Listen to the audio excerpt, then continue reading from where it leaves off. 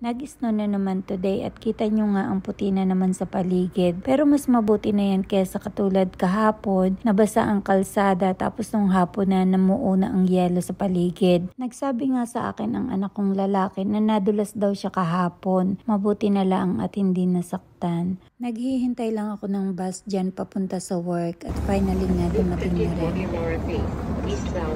Ako na lang ang gising ng mga oras na yan at naalala ko nga, si Master nga pala ay naglagay ng 2 banana dyan sa paper bag na yan. 12 days na yung saging na yan dyan sa paper bag na yan at ngayon nga ay naalala kong tingnan. At pag open ko ng paper bag, nakita ko na dilaw na ang isa at ang isa ay matigas at berde pa. Kaya binalik ko ulit sa paper bag.